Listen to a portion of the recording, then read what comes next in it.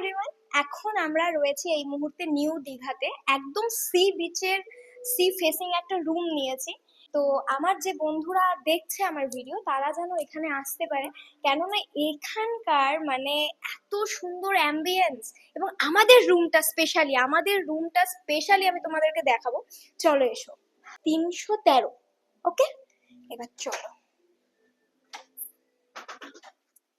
এই হচ্ছে বেড, আমাদের বেডটা একটু দেখিয়ে দাও।